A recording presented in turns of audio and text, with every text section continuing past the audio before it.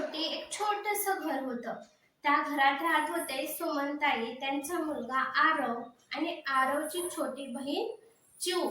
घर गरीब होतं, पण त्या घरात प्रेम खूप होतं. सुमनताई रोज सकाळी लवकर उठायच्या, अंगण झाडायच्या, चूल पेटवायच्या आणि मग लोकांच्या घरी कामाला जायच्या. आरव 10 वर्षाचा होता.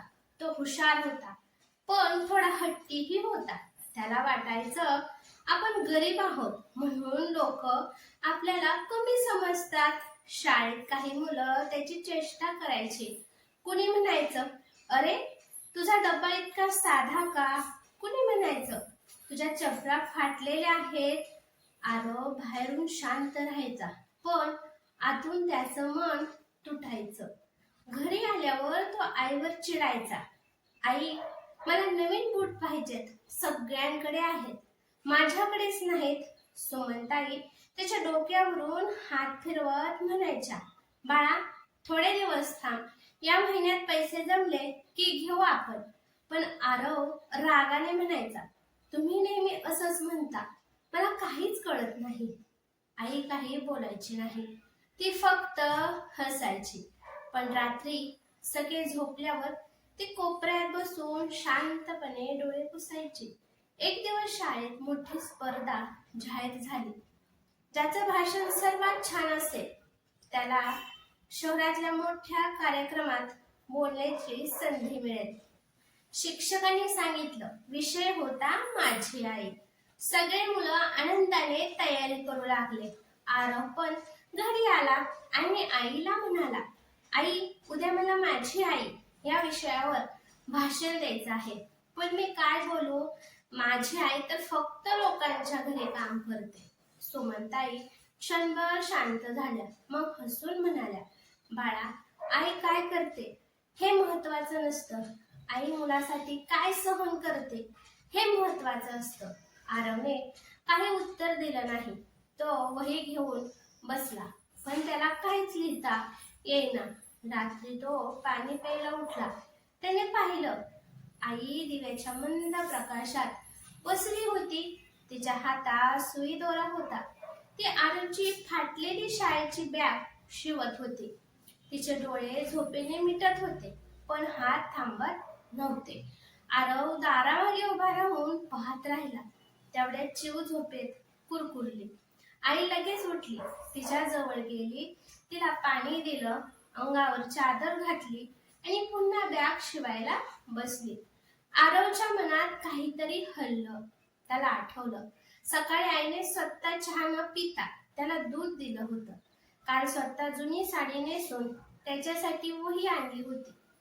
पावसात भिजत भिजत कामाला गेली होती, पण त्याला छत्री देऊन पाठवलं होतं. तो हळूच आपल्या खोलीत गेला, वही उघडली आणि लिहायला सुरुवात केली. दुसऱ्या दिवशी शाळेत स्पर्धा सुरू झाली. एका मागोमाग एक मूल भाषण देत होते. कुणी आईला देवी म्हणत होतं, कुणी आईला जगातील सुंदर स्त्री म्हणत होतं. शेवटी आरवचं नाव घेतलं गेलं. आरव स्टेजवर गेला. त्याचे हात थरथरत होते. शिक्षकांनी त्याला धीर दिला. तो माईक समोर उभा राहिला आणि बोलू लागला, माझी आई सुंदर कपडे घालत नाही, तिच्या हातात सोन्याच्या बांगड्या नाहीत, तिच्याकडे मोठं घर नाही, पण माझी आई जगातील सगळ्यात श्रीमंत आहे, कारण तिच्याकडे प्रेम आहे. सगळे शांत झाले.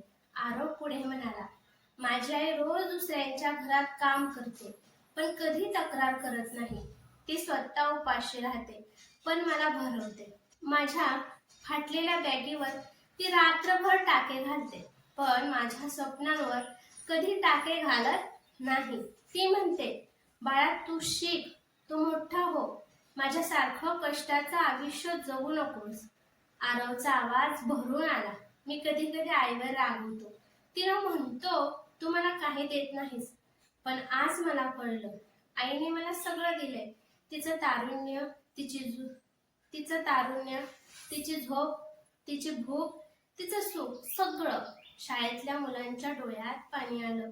शिक्षक पण भावुक झाले. आरव शेवटी म्हणाला, आज मी माझ्या आईला एक शपथ देतो.